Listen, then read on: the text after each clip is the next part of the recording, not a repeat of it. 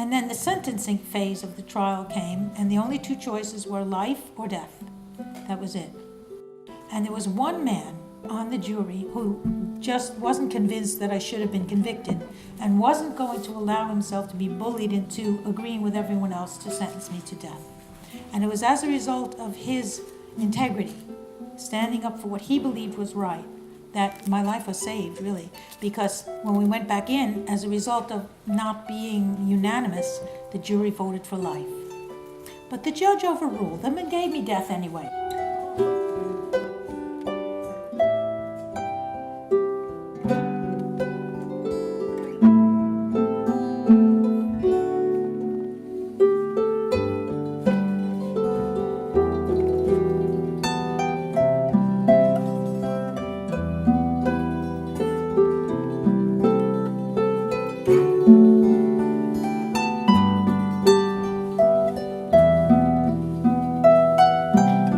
As often happens, when something happens that seems like it's a disaster, it often turns out that actually it's not.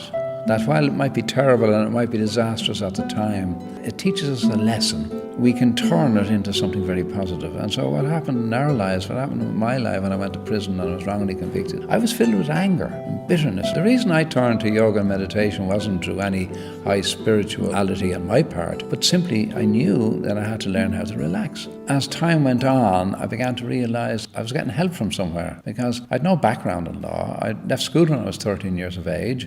I had no formal education, and yet I was able to understand these complex issues of law, and I was able to put together a case. So then when I came out of prison, for the first 2 weeks, the media were all interviews and all this sort of stuff, and then I said, stop, no more interviews, I have to get my life together. And I resorted to yoga and meditation to help me. And I began to realize that actually the worst thing that had happened to me could turn out to be the best. I found within myself the ability to use it to help others. And I find that helping others helps me more than anything I might do to help myself. And then the miracle happened in my life, as I said inside there, when I met Sonia. I mean, when I met Sonia first, when she was speaking in Galway, I was blown away by what she said. I was really, really emotionally upset. I was in tears listening to her.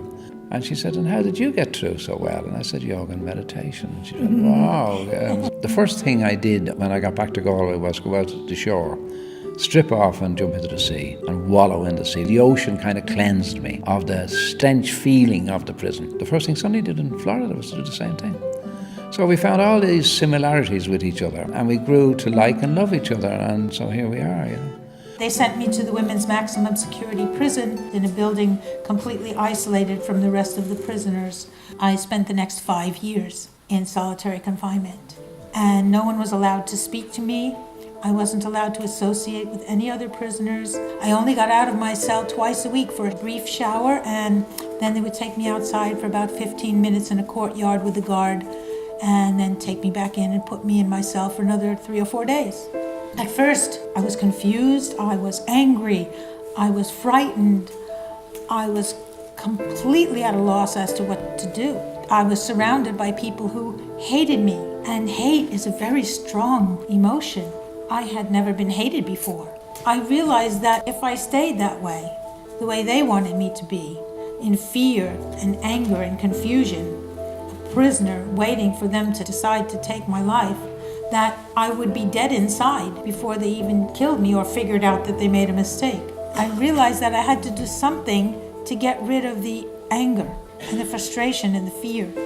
So I started doing yoga and meditation and prayer. And it was that trinity that really saved my life. So I realized then that I was a spirit here on my journey, and that for some unknown reason, this was part of my journey. And that if this was true for me, then it was also true for the guards who kept me there, and for the judge who put me there, and for the prosecutor. And I would prefer my journey to any one of theirs. And so I learned compassion. They say that every cloud has a silver lining. If you'd asked me early on, I mean, the whole thing was a tragedy for me, for my family. As a result, I found a part of myself that I never knew existed. I learned more about freedom than I ever knew before. I connected with my spiritual self. I grew in a way that I might never have grown. I found friendships that have lasted me the rest of my life, that are deeper than any other friendship I could ever make. Peter and I found each other. I mean, we are 5,000 miles apart. We were brought together with this amazingly similar background, and then both doing yoga, meditation, and prayers to come out of it. I mean, how in the world does that happen?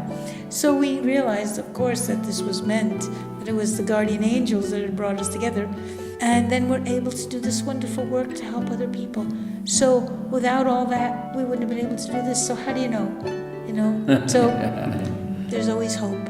And you're the one who decides that. I chose hope. It was a choice. And then everything changed. It went from dark to light. And I've been walking in the light ever since.